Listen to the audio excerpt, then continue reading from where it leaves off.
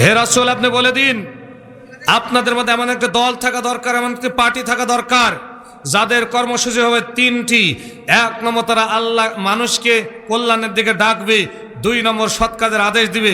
3 নম্বর, অসৎ কাজে বাধা দিবে। এই 3 দফা কর্মসূচি যদি পালন করে, আমার আল্লাহ বললেন ওই লোকগুলিকে আমি সফল কাম হিসাবে ঘোষণা দিলাম, ওরাই হলো জান্নাতি। এই হলো শানে নজুল, এই হলো শাব্দিক অর্থ। এবার আসুন শানে নজুল আপনাদের সামনে উপস্থাপন করব। দুনিয়াতে এখন তুচ্ছ কথাকে কেন্দ্র করে গন্ডগোল, ফাসাদ, মারামারিতে পরিণত হচ্ছে না? ভালো করে খেয়াল করবেন, যতগুলো গন্ডগোল ফাসাদ হচ্ছে এর মূল কারণ রাগ। গন্ডগোল ফাসাদ হওয়ার পর এটা অনেক বেশি বাড়িয়ে দেওয়া হচ্ছে। এই ফ্যানটা বন্ধ করে দেন। এটা যখন বেশি বাড়িয়ে দেওয়া হচ্ছে, মাঝখানে তৃতীয় পক্ষ এখানে কাজ করছে। বর্তমানে তাকা দেখেন, 100 বছর আগের ঘটনা, 1917 সাল থেকে শুরু, 1923 সালে এটা বেশি প্রভাব বিস্তার করেছিল। 1930 থেকে 1939 সাল পর্যন্ত আরও সমস্যাগ্রস্ত হয়েছিল আমাদের সেই মুসলিম অধ্যাসিত এলাকা, সেই ফিলিস্তিন এবং ইসরায়েল। আপনি দেখবেন ওই জায়গায় যা শুরু হয়েছিল, মুসলমানরা সাদা চামড়াওয়ালা ইহুদিদেরকে একটু উপকার করার চেষ্টা করে তাদেরকে জায়গা দিয়েছিল। পরে তারাই শত্রুতে পরিণত হয়েছে, তারাই শত্রুতে পরিণত হয়েছে। ভালো করে কান লাগান, 1 জন 2 জন নয়, 70,000 পয়গাম্বরের কবর হলো সেই ইসরায়েল বাইতুল মুকাদ্দাসে। আমাদের জাতির পিতা হযরতে ইব্রাহিম আলাইহিস সালামের কবর সেই জায়গায়, সেখানে হযরতে ইসহাক আলাইহিস সালামের কবর, সেখানে হযরতে ইসমাইল আলাইহিস সালামের কবর, ওই জায়গায় হযরতে ঈসা আলাইহিস সালাম সহ অসংখ্য নবী এবং রাসূল, মুসা আলাইহিস সালাম সহ অসংখ্য নবী এবং রাসূলের কবর যেই মসজিদের পাশে, সেই মসজিদটি নিয়ে আজ সাদা চামড়াওয়ালা কয়েক লক্ষ ইহুদি সিনেমি খেলা শুরু করেছে। আর 200 কোটি মুসলমান আমরা নির্বাক হয়ে আমরা শুধু তাকিয়ে আছি, কিছু মাঝে মধ্যে হালকা দান করছি, এর মধ্যে সীমাবদ্ধ হয়ে গেছি। কেউ এখন পর্যন্ত যুদ্ধ ঘোষণা করতে পারি নাই। মাঝখানে কারা এই গন্ডগোলটা বেশি বাড়িয়ে দিয়েছে? আয়াতের শানে নজুলে বুঝতে পারবেন কারা গন্ডগোল মাঝখান থেকে বেশি করে দেয়। বিশ্বনবীর মুহাম্মদ রাসূলুল্লাহ সাল্লাল্লাহু আলাইহি ওয়াসাল্লামের নবুয়ত প্রাপ্তির পূর্বে মক্কায় ওকাজ মেলার সময় একটা তুচ্ছ ঘটনাকে কেন্দ্র করে মাটির পাতিল, চেনেন মাটির পাতিল? মাটির একটা পাতিল, শখের হাঁড়ি, মানে মাটির পাতিলকে বিভিন্ন রং বিরং দিয়ে সাজানো হয়, এটাকে বলা হয় শখের হাঁড়ি। এই শখের পাতিলকে ভাঙ্গাকে কেন্দ্র করে বনু কাইনুকা এবং বনু কুরাইজা 2 গোত্রের মধ্যে 40 বছর যাবৎ যুদ্ধ চলল। উভয় গোত্রের হাজার হাজার মানুষ নিহত হলো। কি নিয়ে গন্ডগোল? একটা মাটির পাতিল। বিশ্বনবী নবুয়ত পেলেন মক্কায়, 13 বছর কাটানোর পর মদিনায় চলে গেলেন। মদিনায় গিয়ে যখন জাতির লোকদেরকে দাওয়াত দিচ্ছেন, ইয়া কওমি উবুদুল্লাহ মা লাকুম মিন ইলাহিন গায়রু, জাতির লোকেরা অনেকে ইসলাম কবুল করার পর বলছে, ওগো নবী, এই মদিনায় 40 বছর আগ থেকে তুচ্ছ একটা ঘটনাকে কেন্দ্র করে 2টা গ্রুপের মধ্যে দ্বন্দ্ব, এখনো যুদ্ধ চলছে, হাজার হাজার মানুষ নিহত হয়ে গেছে। আপনি যদি সত্য নবী হন তাহলে এই যুদ্ধটার অবসান ঘটিয়ে দেন। নবী বলছে 2 পক্ষকে ডাকো। 2 পক্ষ এসে হাজির হয়ে গেল। আল্লাহ পাক রব্বুল আলামিন নবী শুনলেন কি নিয়ে গন্ডগোল। ওরা বলছে, ওগো নবী, আপনি নাকি সত্য নবী, আপনার কাছে উপস্থাপন করছে আমাদের ঘটনা, ভালো করে শুনুন। 40 বছর আগে ওকাজ মেলা লেগেছিল, নর্তকীরা যখন নাচানাচিতে ব্যস্ত, আমরা 2 পক্ষ ওই জায়গায় নাচানাচি দেখছিলাম। এমন মুহূর্তে আমাদের মধ্য থেকে কোনো গোত্রের একজন গিয়ে এই পাতিলটাকে ভেঙে দেয়। এটা নিয়ে গন্ডগোল চলল 40 বছর। উভয় পক্ষের হাজার হাজার মানুষ নিহত হয়ে গিয়েছে। আপনি একটু বলে দেন কোন পক্ষের লোক এই পাতিলটা ভেঙেছে? আল্লাহ নবী নিশ্চুপ। 40 বছর আগের ঘটনা, নবী কেমনে বলবে? আর পাতিলে বা আছে কোথায়, বলতে পারবে? পারবে, অনেকে বলছেন পারবে। আল্লাহ নবী মুহাম্মদ রাসূলুল্লাহ সাল্লাল্লাহু আলাইহি সাল্লাম মাথাটা নিচু করলেন। জিবরিল সামনে ডাক দিয়ে বলেন, ইয়া রাসূলুল্লাহ, হাবিবাল্লাহ, টেনশনের কোনো কারণ নাই, চিন্তার কোনো কারণ নাই। সম্পূর্ণ ঘটনাটি আল্লাহ পাক রব্বুল আলামিন আপনার সামনে উপস্থাপন করে দিবেন। আপনি বলেন পারবো? নবী বলেন পারবো। আল্লাহ পাক রব্বুল আলামিনের বান্দা এবং রাসূল বিশ্বনবীর এই কথা শুনে হাজার হাজার মানুষ সামনে দাঁড়ানো হতবাক। চতুর্দিকে হাজার হাজার দর্শক দাঁড়িয়ে বলে, নবী একটু দেখান কোন জায়গায় পাতিলটা আছে। জিবরিল বলেন, ওগো রাসূল, চিন্তার কোনো কারণ নাই, আপনি আপনার সামনে একটু এগিয়ে যান, বিসমিল্লাহ বলে আপনার বরকতি হাতখানা, আপনার মুজিজাপূর্ণ হাতখানা মাটির উপর মারেন।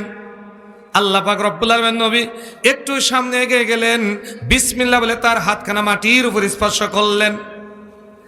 আল্লাহ নবী মাটির উপর হাত স্পর্শ করার সঙ্গে সঙ্গে একদিন দুই দিন নয়, 40 বছর আগে যেই পাতিল ভেঙে গিয়েছিল, শত শত কিলোমিটার মাটির নিচে যে পাতিলটি পুঁতে চলে গেছে, আল্লাহ নবী হাত মারার সঙ্গে সঙ্গে ওইটা মাটি ফাঁকা হয়ে গেল, পাতিল ভাঙ্গা অংশগুলো উপরে উঠে গেল। হাজার হাজার মানুষ হতবাক। এবার বলছে অর্ধেক উঠেছে, এখন অর্ধেক বাকি আছে। জিবরিল বলছেন, ওগো নবী, চিন্তার কোনো কারণ নাই, আবার বিসমিল্লাহ বলে দ্বিতীয়বার হাত মারেন। নবী দ্বিতীয়বার হাত আবার মাটির উপর স্পর্শ করলেন। আল্লাহ রাব্বুল আলামিনের ইচ্ছায় মাটি আবার ফেটে গেল, যত ভাঙ্গা অংশগুলি ছিল সব উগলে দিল, সব উপরে চলে আসলো। হাজার হাজার দর্শক আশ্চর্য হয়ে গেছে, কি ব্যাপার? অবশ্যই বিশ্ব নবী হলেন সত্য নবী। 40 বছর পর্যন্ত কেউ বলতে পারল না, আর নবী কথা বলেন নাই, শুধুমাত্র হাত সেখানে স্পর্শ করেছেন, আর মাটির নিচ থেকে গভীরতম জায়গা থেকে পাতিলগুলো বের হয়ে গেছে।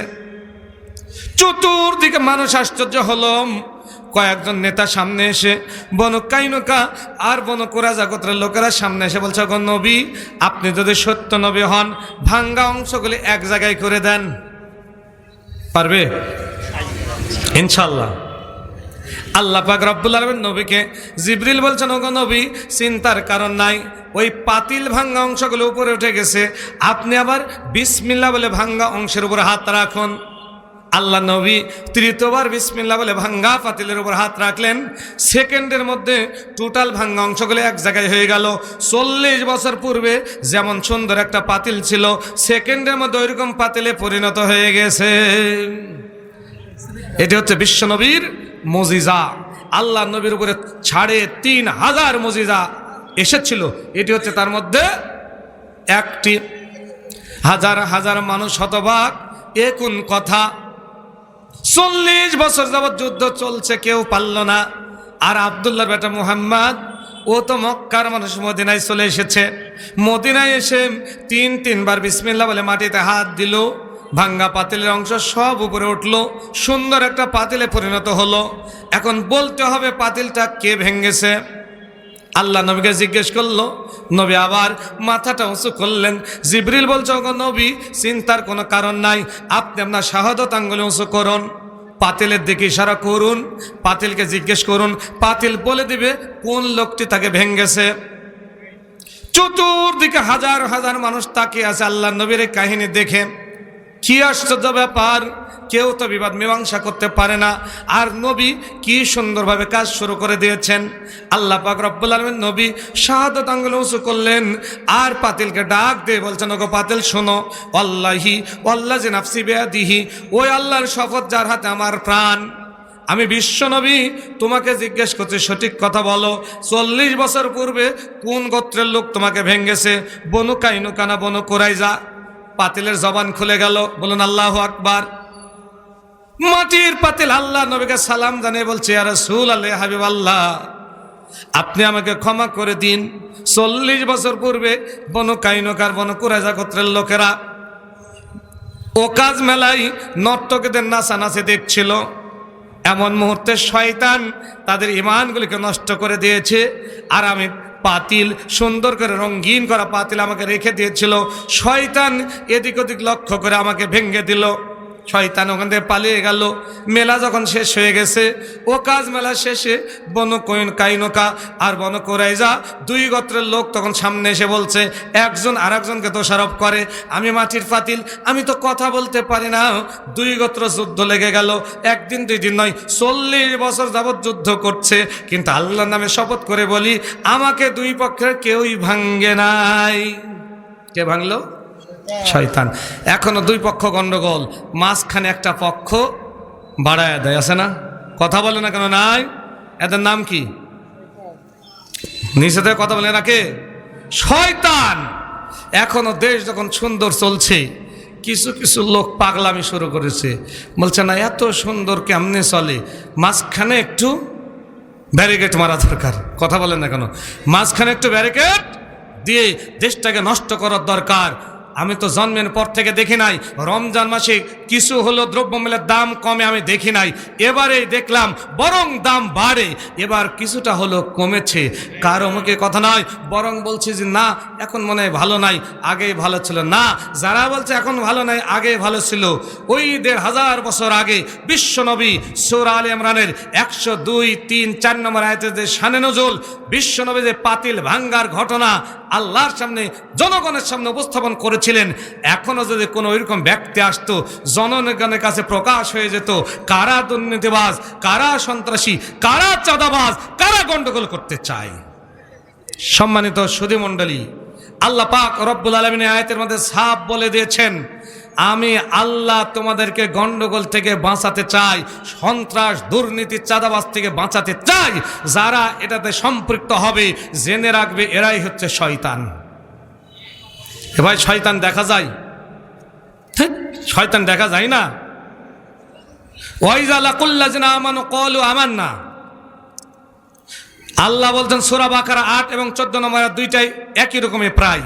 ওয়াইজা লাকুল্লাযিনা আমানু ক্বালু আমান্না, যখন ওরা শয়তান ঈমানদারদের সাথে মিলিত হয় তখন বলে আমরা ঈমান এনেছি।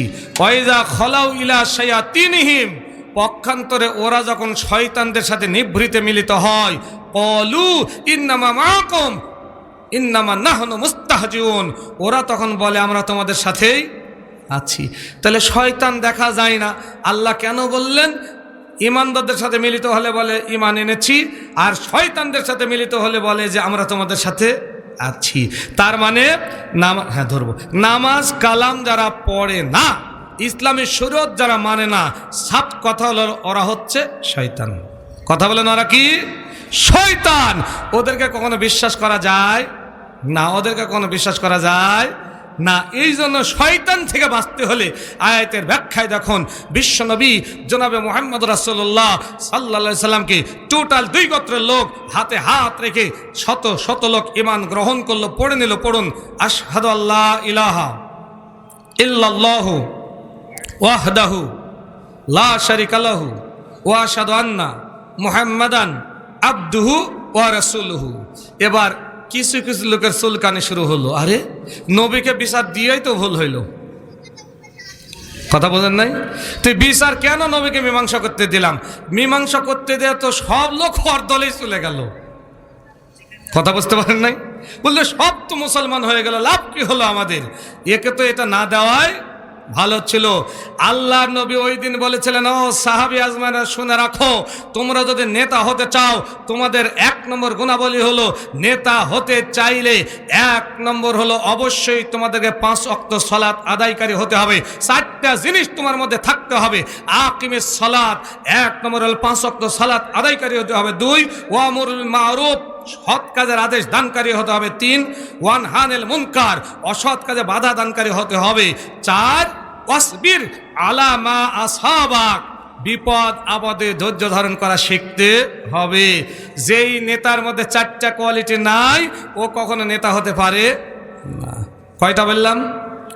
1 নম্বর আকিমের সালাত, 5 ওয়াক্ত সালাত কায়েম করতে জানতে হবে। 2 ওয়ামুর বিল মারুফ, সৎ কাজের আদেশ দিতে হবে। 3 ওয়ানহানিল মুনকার, অসৎ কাজ দেখলেই বাধা দিবে।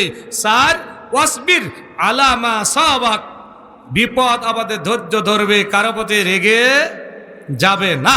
নবী বলেন এই 4টা কোয়ালিটি যদি থাকে, আমি নবী যেমন মুজিজার মাধ্যমে বিচার ফয়সালা করে দিলাম, তোমাদেরকে আল্লাহ জ্ঞান দিয়ে দিবে। ওহি আসবে না, কিন্তু তোমাদের জ্ঞান বৃদ্ধি করে দিবে, তোমরাও এই কাজ করতে পারবে।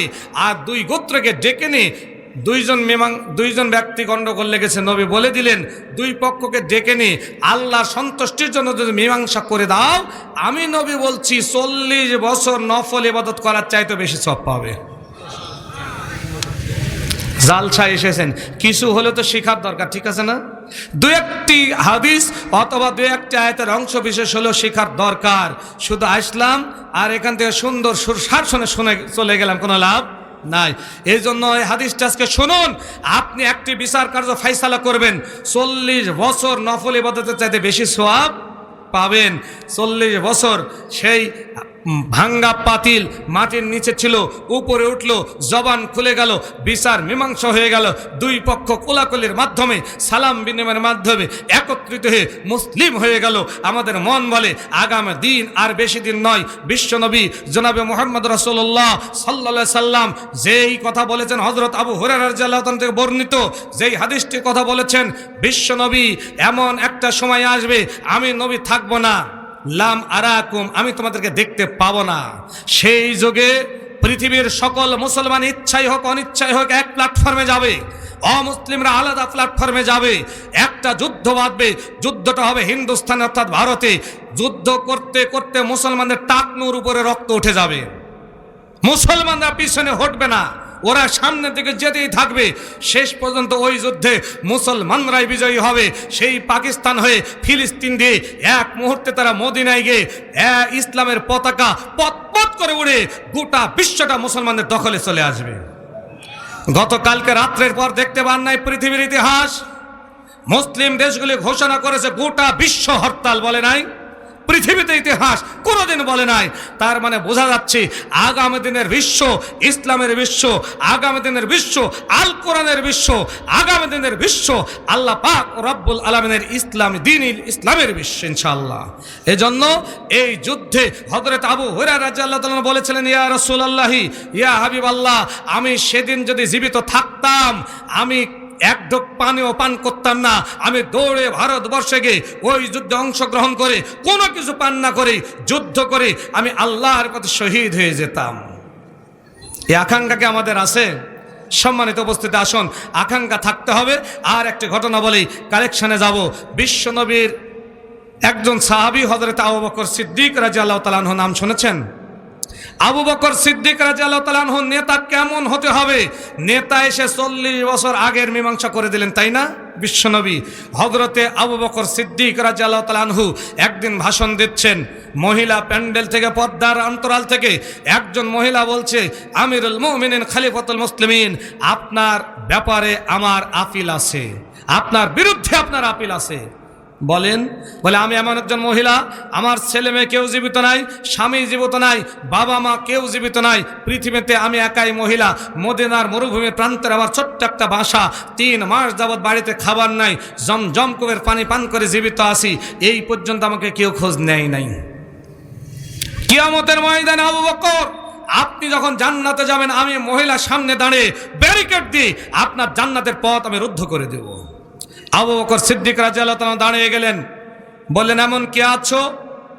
আমি বড় ভুল করে ফেলেছি, এই মহিলার সব খেদমত করবে আর এর বিনিময়ে আমি আমার বাইতুল মাল থেকে উচিত বেতন দেব। হযরত ওমর ফারুক দাঁড়িয়ে গিয়ে বলছে, লাব্বাইকা সাদাকা আমিরুল মুমিনিন। আবু বকর বলছে, ওমর তুমি তো এই দেশের প্রধান বিচারপতি, তুমি তো এটা পারবে না। বলছে, আমাকেই করতে হবে, যেহেতু আমি ফেইলার হয়ে গেছি, আমি তার খেদমত করতে পারি নাই, আমাকেই দায়িত্ব দিন। সংক্ষেপে বলছে, দায়িত্ব দিয়ে দেওয়া হলো। রাত্রিবেলায় হযরত ওমর ফারুক রাদিয়াল্লাহু তাআলা আনহু ফজরের সালাত আদায় করে তাড়াতাড়ি করে চলে গেছেন, দরজায় সালাম দিলেন, মা দরজাটা খুলে দিন, আমি দায়িত্ব নিয়েছি, আপনার সেবা শুশ্রূষা করার জন্য এসেছি। ভিতর থেকে উত্তর আসলো, কে গো? যুবক, চিনলাম না। কেন তুমি এরকম কথা বলো? ঘন্টাখানেক পূর্বে আর একজন যুবক এসে আমার বাড়িঘর পরিষ্কার করে, কাপড় চোপড় সব পরিষ্কার করে, রান্না বাড়া করে আমার সামনে খাবার রেডি করে চলে গেছে। ওমর আশ্চর্য হলেন, ফিরে চলে আসলেন। সারাদিন কেটে গেল চিন্তায় নিমগ্ন, রাত্রি কেটে যায়, শুরু হয়ে গেল তাহাজ্জুদের সময়। ওযু করলেন, তাহাজ্জুদ সালাত আদায় করে কোরআন তেলাওয়াত করে দৌড় দিয়ে চলে গেলেন বৃদ্ধা মহিলার বাড়িতে। সালাম দিলেন, মা দরজাটা খুলে দিন, আমি তো আপনার সেবা করার জন্য এসেছি। ভিতর থেকে উত্তর আসলো, কে গো? যুবক, চিনলাম না, ডিস্টার্ব করছো কেন? 40 মিনিট পূর্বে আর একজন যুবক এসে আমার সব কাজ কাম সেরে চলে গেছে। কে সে যুবক? 2 দিন কেটে গেল, তৃতীয় দিন হযরত ওমর ফারুক রাদিয়াল্লাহু তাআলা আনহু খুব চিন্তিত, কোন রকম দিন কেটে গেল। রাত্রিবেলায় আবার তাহাজ্জুদ সালাত আদায় করে খুব তাড়াতাড়ি চলে গেলেন। দরজায় সালাম দিলেন, মা দরজাটা খুলে দিন, আমি আপনার খেদমত করার জন্য এসেছি। মা বিরক্ত হয়ে গেছে, বলছে কে গো যুবক? চিনতে পারলাম না। কেন তুমি এইরকম কাজ করছো? তিন দিন যাবত তুমি আমাকে বারবার কেন ডাকো? আমার তো আধা ঘন্টা পূর্বে আর একজন যুবক এসে আমার সব কাজ কর্ম ছেড়ে চলে গেছে। কয়দিন হলো? কোন নেতার আনুগত্য করবেন? চতুর্থ দিন হযরত ওমর ফারুক রাদিয়াল্লাহু তাআলা আনহু তাহাজ্জুদ সালাত আদায় করলেন না। তাহাজ্জুদের ঠিক মুহূর্তে চলে গেলেন ওই বাড়িতে। দরজায় গিয়ে সালাম দিলেন। দরজায় সালাম দেওয়ার সঙ্গে সঙ্গে ভিতর থেকে উত্তর আসলো, কে তুমি? বলে আমি যুবক, আমি হযরত ওমর। হঠাৎ দেখতে পেলেন দরজা ফাঁক করে একজন যুবক বের হয়ে যাচ্ছে, চাদর মুড়ি দেওয়া। ওমর বললেন, যুবক দাঁড়াও, তোমার সাথে কথা হবে। 1 দিন 2 দিন নয়, 3 দিন তোমার দেখা পাই নাই, আজ চতুর্থ দিন দেখে ফেলেছি। কে গো যুবক তুমি? আমাকে না বলেই, আমি এই দেশের প্রধান বিচারপতি, আমাকে না জানিয়ে একজন বৃদ্ধা মহিলার ঘরে তুমি প্রবেশ করেছো, কে তোমাকে পাওয়ার দিল? যুবক কোনো কথা বলে না, হেঁটে চলে যাচ্ছে। ওমর খেপে গেলেন, তরবারি বের করলেন, যুবক তোমাকে হত্যা করব। তারপরও কথা বলে না। পিছন থেকে দৌড় দিলেন যে পিছন দিক দিয়ে তোমাকে হত্যা করে ফেলবো। যুবকটা মাথা ঘুরিয়ে নিলেন, মাথা ঘুরিয়ে চাদরটা একটু মুখ থেকে আলগা করে দিয়েছেন, আলাদা করে দিয়েছেন।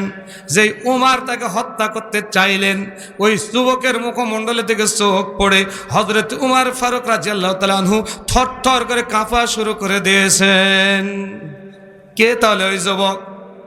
ওমর ফারুক জড়িয়ে ধরে বলছেন, আমিরুল মুমিনিন খলিফাতুল মুসলিমিন, আমি তো আশ্চর্য হলাম, এই পৃথিবীর অন্য কোনো লোক তো এই সাহস করতে পারে নাই। আপনি নিজে আমিরুল মুমিনিন হওয়ার পর আবু বকর সিদ্দিক রাদিয়াল্লাহু তাআলা আনহু, আপনি নিজেই এত বড় কাজ কেমনে সমাধা করতে পারেন? আবু বকর বলছে ওমর, ওমর আপনি কি জানেন না যেই দিন বৃদ্ধা মহিলা আমার বিরুদ্ধে অভিযোগ এনেছিল, ওই দিন আমি নিয়াত করেছি যতদিন আমি আবু বকর জীবিত আছি আর যতদিন ওই মহিলা জীবিত থাকবে পৃথিবীর কোনো মানুষকে আমি চান্স দিব না। প্রতিদিন সবার আগে রাত্রিবেলা এসে ওই মহিলার খেদমত করে আমি নিজেই চলে যাব।